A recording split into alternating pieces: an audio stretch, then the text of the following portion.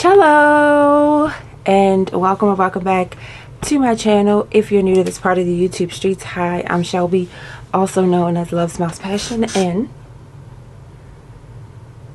welcome to the chaos. So it is currently 2:33 a.m. You may be asking, why are you awake, Shelby? Thank you for asking. I'm up because you see this hair?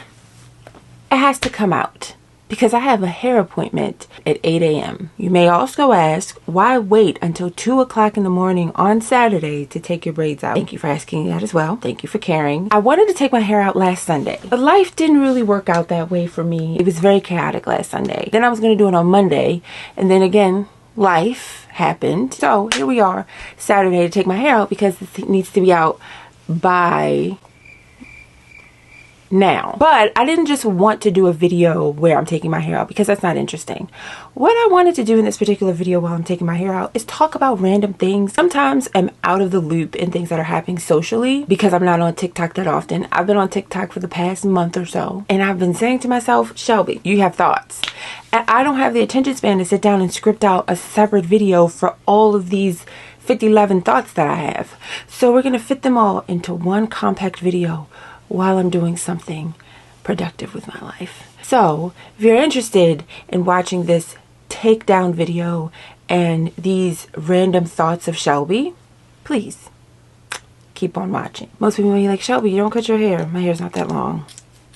My hair ain't in that, right? One thing that I really wanted to talk about in this particular video is my channel. I just been feeling very self-conscious about my YouTube journey, mainly because I'm not specifically seeing the growth that I would like to see. I'm posting and putting up videos, but then I also have to say, like, well, you don't really post as often as you like. In case I haven't told you all, I just picked up a new show. The last vlog that you will see is a vlog of me going to an audition, and a result of that vlog was an actor buddy of mine ran out just before I left. Hey, I have a show that I'm doing at this college. Would you please be interested in being one of the characters in the show? And I was like, sure. I've been in that show since the second week of January, and that's the thing sometimes for me when I'm in a show is the ability to film a video, sit down and edit the video. The rehearsal schedule for this show that I'm currently in is 5 days a week, and you have Sunday and Mondays off. Specifically with theater, you're rehearsing multiple times a week. When you get to tech week, your rehearsal schedule picks up, so you're like rehearsing almost every day. So I don't really have the ability to be able to film on a consistent basis. I want to be able to film and I want to be able to post videos and try to be consistent on my schedule, but it's difficult to do that when you're also a thespian. Also, it's not just that. I watched a TikTok recently. Uh-oh, hold on. This one is a little stuck. This girl said when it comes to posting content online, people have to feel like your content is either inspirational, aspirational, or teaching them something. And I'm gonna be honest, I don't necessarily fall under the teaching people anything content, because what am I teaching y'all? I am not living the most aspirational life. I just finished therapy, so I want to speak life. Somebody may look at my life and be like, Shelby, I aspire to be like you. Apologize to yourself, Shelby. I'm sorry. But when I compare myself to other people, which is what you're not supposed to do, so don't learn from me, you're like, yeah, nah, I'm not living the most inspirational life, aspirational life, sorry. Then they said inspirational, and that's what I think my content falls under. I want to inspire people who just live regular lives. As a 36-year-old lady who lives at home with her parents, who is striving for her dreams, who is in a loving and healthy relationship, who is working a job that she loves, a regular job.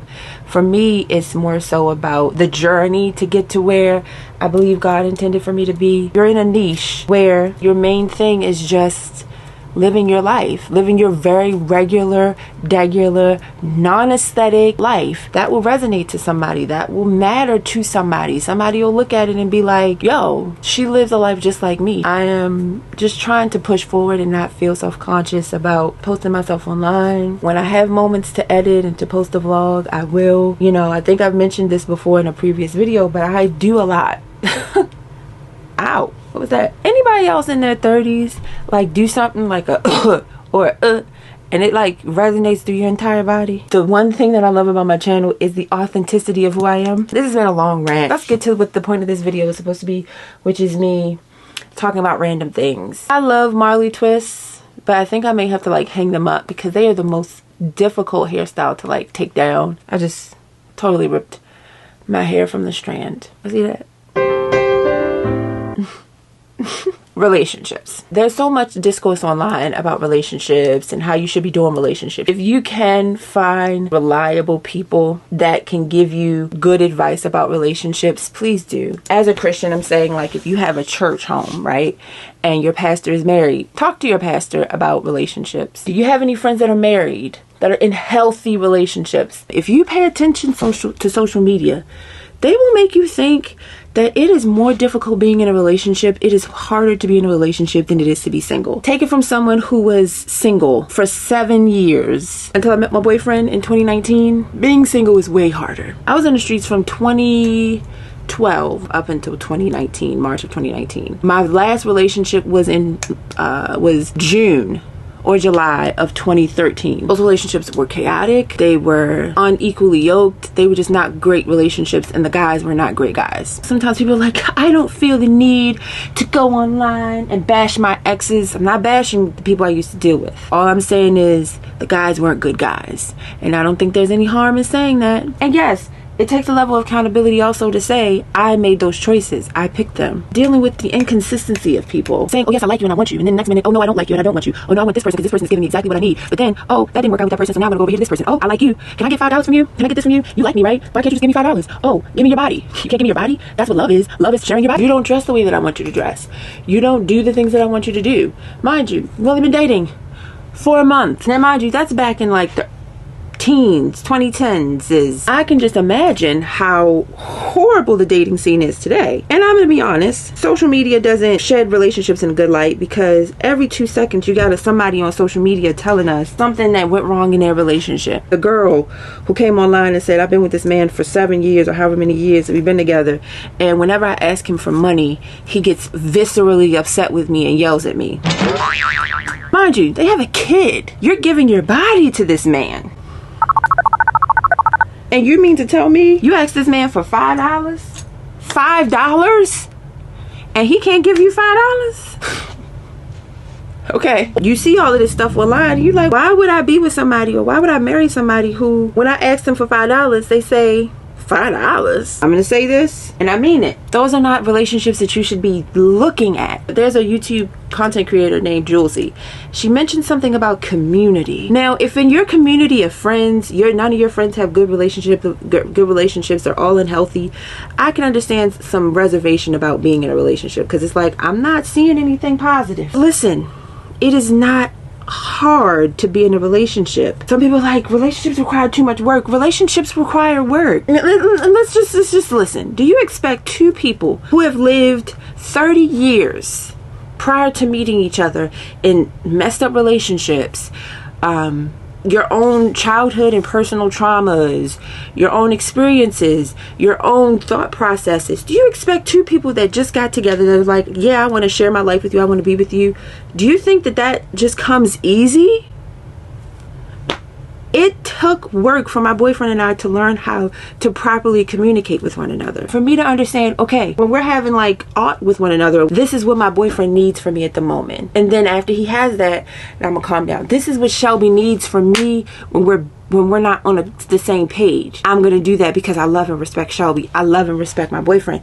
So like, it takes work. No, your relationships are not supposed to be hard. Having to do the work to communicate. When I realized that me and my boyfriend have done the work together as a couple to learn how to communicate better with one another, that was rewarding. I saw a TikTok, and I wish I could find it, where this girl was like, if you're in a healthy relationship and y'all have some complicated moments at times, y'all are struggling to communicate with each other, stay in that relationship. Now, I'm not talking about big things like trust. If you're in a healthy relationship, but you're just dealing with these things that you deal with in relationships, stay in that relationship. Because what's out here in these streets for you? And I'm not saying it in the sense of settling. What I'm talking about is those things that two people go through when you're in community and in relationship and you're trying to get to know and spend your life with somebody. I'm not talking about struggle love at all. I've dealt with struggle love, and I wasn't even in relationships with guys when I was dealing with struggle love. I would not in any way, shape, or form at all come on my channel and promote that. What I'm saying is, relationships aren't meant to be hard. And if your relationship is hard, then you need to sit down with your partner and ask the question, babe, what's going on where we're not this isn't connecting for us. Another thing, I feel like sometimes people feel like they don't need to communicate in relationships. And if that's one thing my therapist told me, you can't have expectations on somebody that you have not talked to them about. All I'm saying is relationships are not hard. Relationships are work. Work is meant to be rewarding. Now, granted, if it's the right work. I have one that's stuck. Ow! I hate when this happens. You see this? Not poke yourself in the eye, Shelby. I'm gonna get this done by 4:30? I think not. But I wanted to talk about this thing also. Remember when Rick James said is a heck of a drug? Social media clout or views or attention and clicks is a heck of a drug. Because let me tell you one thing I'm not gonna do, babes. I am not going to take my happy black behinds on social media to say to y'all, can y'all believe that my boyfriend did X, Y, and Z? Can y'all give me advice on how to handle the situation? And then y'all jump in and give me advice, right? Y'all jump in and give me advice, right? Y'all jump in and give me advice, right? And then I'm mad. Y'all just don't know my relationship like that. It's not like that. Specifically the girl with the whole money thing, right? She comes online and she says, my boyfriend, when I ask him for money, he gets upset. Or I work 2 jobs. They live together, by the way. You know, I use all my money for bills, so when I get down to my last and I don't have anything, I ask my boyfriend for money, and he gets upset with me. He won't share his money with me, and they have a child. If you're with a man that you live with, he has 1 job, you have 2 to help pay the bills. He won't pick up another job to help pay the bills. And then when you ask him for money, he doesn't give it to you. And then you say, well, he hoards his money for himself. Baby girl, what was that viral thing? Stand up. People did what they were supposed to do in the comments. They were like, listen, no, absolutely not. She then comes back and says, I don't know him like that. He's not a bum. He just grew up as an only child or as the only boy. It was always about him. baby girl, the minute that you get into this relationship with somebody, it's no longer just about you. The minute that you have a child, it stops being about you and it starts being about what's for the betterment of this being that I created. So you're gonna sit up here and tell me that if I need some money for food, gas money, you're not gonna give it to me because you were the only boy? And then what also happens is these people give their advice and then they come back and it's like, you're just a hater. You're just hating on us because you're single. Baby, I feel the same way and I'm not single. If this is all true, what you posted online about this particular situation is true, please tell me, why would we be haters because you're with somebody that doesn't care enough about you to even give you $5 so you can have lunch or get to and from to work? Okay, rage baiting. Oh, I'm gonna post this online because I want to get attention. Oh, I'm gonna post this online because it's gonna get me views and it's gonna pee off the masses. I just wish we got past this whole like do anything for clout era. If you want to ask advice and don't want to hear people's opinion, don't ask people's opinion. Especially not random people on social media, especially not on TikTok. Hello? Are we mad? Still on topics of relationships. What is this like obsession with people, right? Getting married and the one day that is supposed to signify your commitment to this person that you say you love. What's with this sick obsession of that being the day that you want to show your A? Your wedding day, the day you planned for months to have. The men who are like, okay, I'm supposed to write my own vows. I agreed to writing our own vows, but I'm not going to write my vows. I'm going to say, hey, I plan to tap that booty every chance I get. Pull yourself together. Are you serious? You had months to write your vows. If you're going to commit to this, baby, you need to commit. You need to give it your all and you need to write them motherfucking vows. I saw the video recently of the wedding where the groom decided to surprise his bride by getting her favorite artist apparently to perform at their wedding. Cool, right? He shows up, she's freaking out. Oh my god. And then this woman in her wedding dress proceeds to get on her knees. I don't know why this fires me up, bro. It upsets me. She's on her knees on this dirty ground in her white wedding dress at the waist of this singer. And her groom's just standing there like, are you kidding me? There's a way to show appreciation without disrespecting your partner. We're back and I got a little bit more out, as you can see. And you want to see my comb?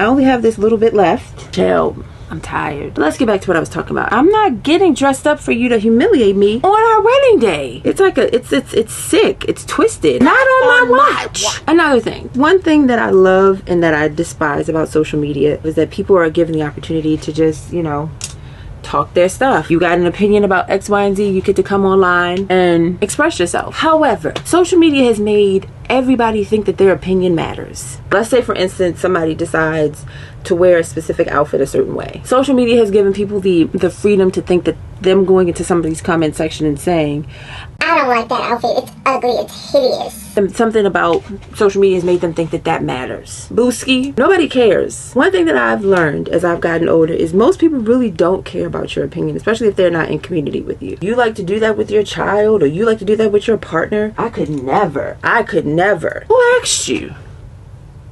That ties into my next thought, which is about this whole Pandora ring thing. This guy posted a video of like him surprising his girlfriend with her engagement ring, and the ring that he got her was a Pandora ring. To me, it was a beautiful ring. If he didn't show the Pandora box, nobody and their mama would have known that the ring was from Pandora. The theme of like some people's reactions after the fact was when your man proposes to you, the ring is the thing that solidifies, and I don't disagree. I think the work that goes into finding the right engagement ring shows that person's level of concern and care about you. My glasses, dang it, hold on.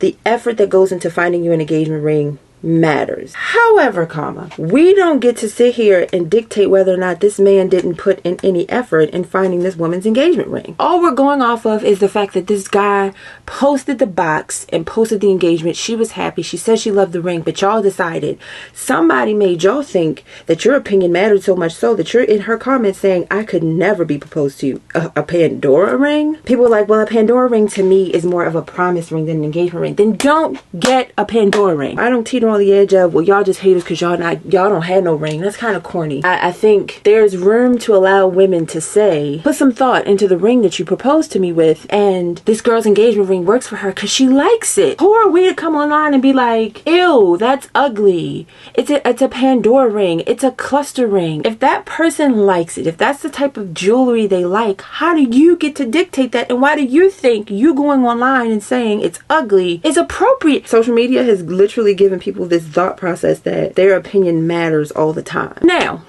I ain't gonna hold you. I watch TikToks and I be like, ooh, that hair don't look good. Ooh, that lace is showing. The lace is showing. But I don't go so far as to comment those because my opinion doesn't matter here. As a person who was bullied for a majority of her life, why would I then, in an age of social media, turn around and bully somebody else online because of something that they decided to do? I had a whole boyfriend who thought it was a wise decision to take a photo of my shoes, the shoes that I was wearing on a date with him, post it on Facebook to make fun of me. Why would I, a person that was a recipient of that behavior, then turn around and do the same thing to somebody else? Now granted, that couple that thought it was a bright idea to post a prank of the boyfriend telling the kids that their mama died, nah. Now, he needed to be talked to in the comments. You're doing grossly harmful things. That's when I'm like, okay, you can get this work. If you want this fade, come and get it. I get that. Sometimes there is some room for levity and fun. But if it's for the purpose of trying to make somebody else feel bad about something, then I'm not doing it. Then we don't need to do it. We need to think better about how we comment or how we give our opinions on things. You know, I'm thirsty.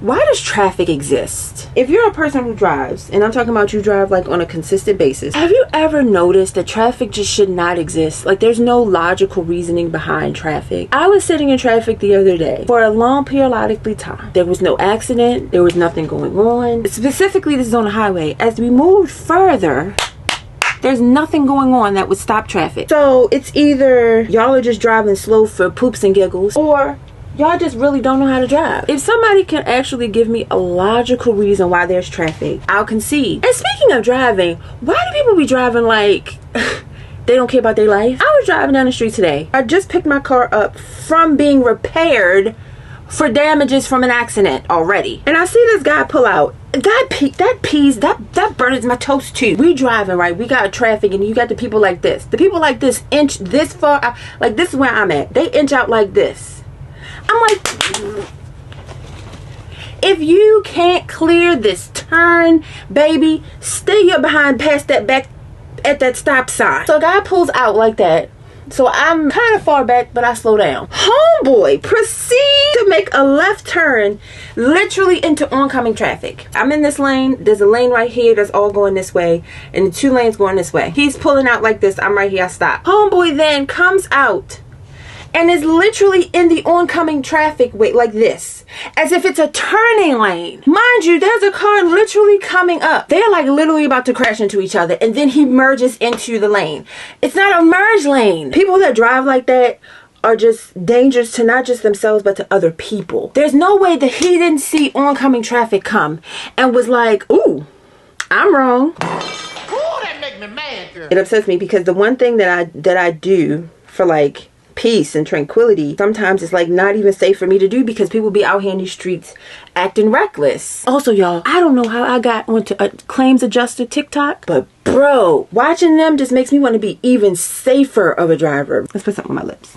I'm just jumping all over the place, aren't I? I look crazy, bro. I look like a Cindy doll. Somehow I ended up on claims adjuster TikTok, and bro, FYI everybody, get full coverage on your car.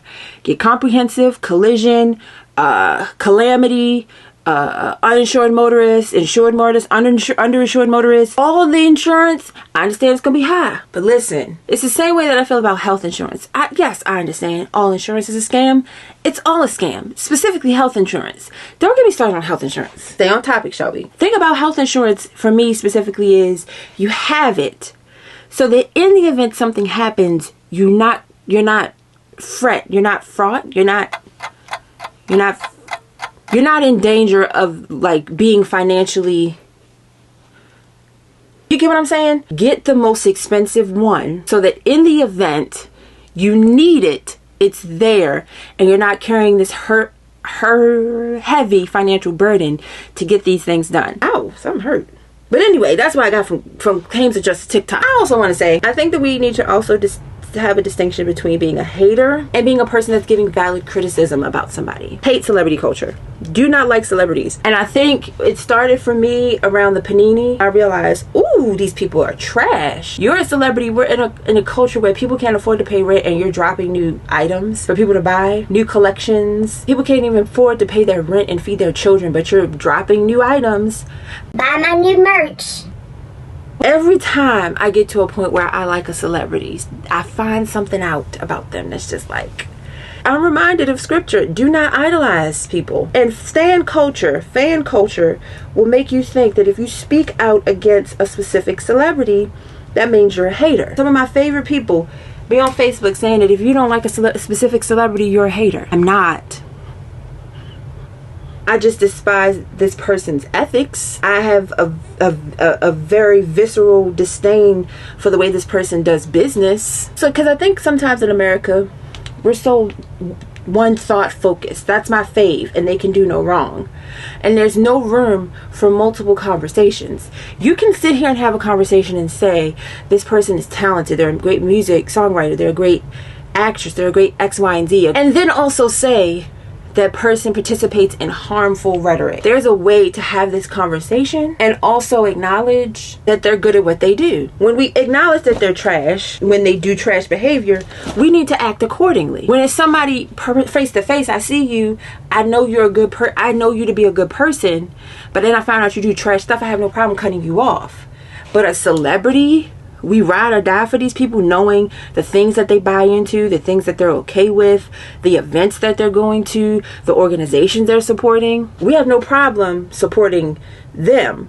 But the people that's right next to you that you are actively in community with, you give no grace to them. I say all that to say, like, there's a distinction between a hater and somebody giving constructive criticism. Oh, I'm tired. But we're almost done. We have 1, 2, 3, 4, 5. We got 5 more left. Let's wrap this up. What's another thought that I have that I want to talk about? This is going to be a much more personal take. So y'all know I work, obviously, and I am a black woman in corporate America. The minute that I moved from working for a black woman into working with other races and other groups, I realized how difficult it is to just exist sometimes as a black woman in corporate America. I used to be a receptionist at a law firm. I was told, you're not friendly enough, you're not welcoming enough, you're an actor, put on a show, essentially telling me to be fake and phony. Crazy thing is, the guy who was the receptionist before me wasn't the most pleasant guy, but they wanted me to be that. The minute that I started being more welcoming to people, I started making friends, I started being a little bit more open to my relationships with other people,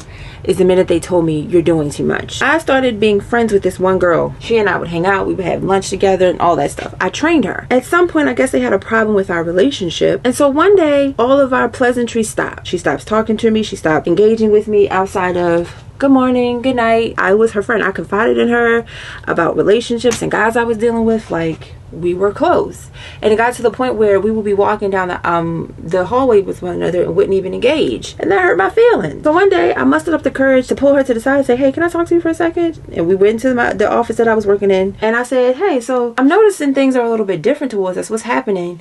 She said, I was told that if I engaged in a relationship with you, or if I talked to you, if I dealt with you, I would lose my job. And it's just hitting me today that I'm seeing it from my perspective. I forgot about seeing it from hers. Now, mind you, there were women of other races all over that office who were allowed to engage, have loud conversations, inappropriate conversations with other coworkers in front of everybody. But this black girl was told that if she engaged in conversation with me, another black woman, she was going to get fired. It's not like you can go to HR and say anything, because it was HR that said it to her. And I'm just sitting here like, wow, you're darned if you do and you're darned if you don't. I'm supposed to do great work, right? I'm supposed to be awesome at my job, because if I make a mistake, then it's the end of the world. I've been in situations where I've seen my coworkers make mistakes and it's brushed off like it's fine. I do something, oh my gosh, how did this happen? How did this go wrong? I'm like, it was a mistake. What do you mean? I've been in situations where I've seen my coworkers stressed out about something and voice verbally, sometimes with not the most appropriate language, how frustrated they are about something, how angry they are. And the minute that I express frustration, not in inappropriate language, it's relax, calm down, it's not that big a deal. And I don't think people understand how hard that is, that I am not allowed the space to just be a human being that has emotions. It can be very stressful to constantly have to figure out how to navigate my emotions. So I don't want to show my emotions, because if I do, then I'm told that I'm being too emotional.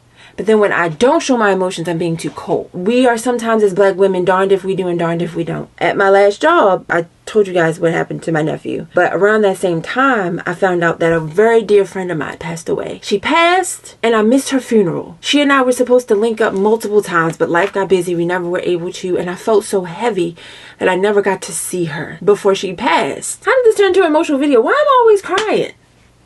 So I'm at my job, and it's a relatively new employment at this place. But you know, when they hire you, they're like, oh, we're family. We're family. I'm quiet. I'm a little reserved. I'm reflecting on the fact that my nephew just recently passed. I'm reflecting on my friend that recently passed. Like, it's a lot of heavy emotion. And the girl that essentially hired me comes up to me. Mind you, she is also a black woman. She comes up to me and she's like, are you okay? Because it seems like you're a little bit down.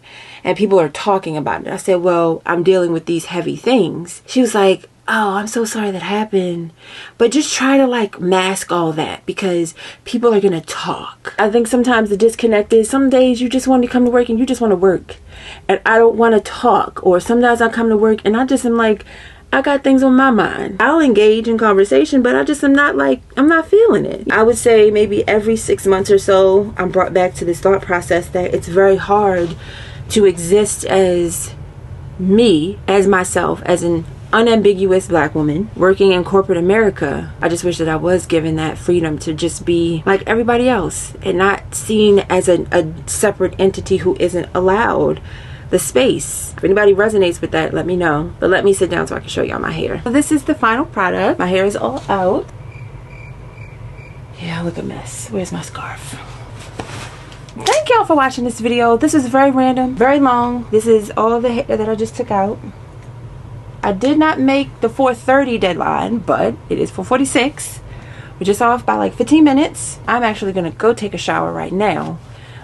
So in the morning, well, it's already morning. I will see y'all later when I wake back up to go to my appointment.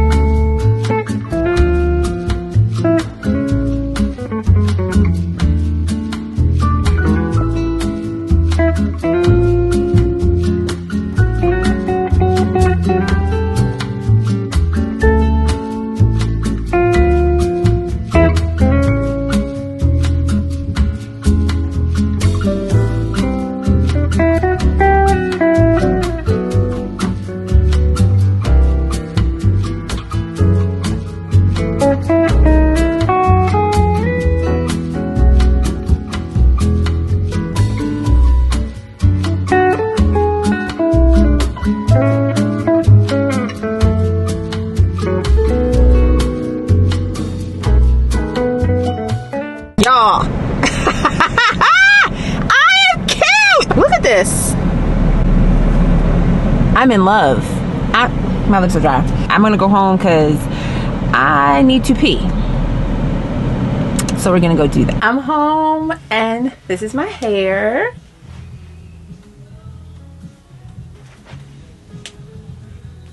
I love this because it feels like I have like actual like curly hair. Obviously I have curly hair in my head, but you know what I mean? Like it feels like I have like a weave, but it's not a weave. It's braids. She started at like 8. She had like a few breaks in there. It took about 8 hours, but I'm loving it. She told me how to take care of it. She said Moose is gonna be my best friend. Braid. I bought this. It is Braid Sheen. And she said edge control can help if the curls get a little out of whack. I also love the color. I realized that I'm not a black hair girly anymore. I'm in my hair colored hair phase. Comment down below if you like my hair and if you like this video, because that's the end of this vlog. Like, comment, and subscribe if you enjoy the chaos over here. I'm actually gonna lay down for a nap because I think you all are aware I'm a little tired. That's all. Until next time, give love. Don't forget to smile, and remember to always live your passion. Smooches!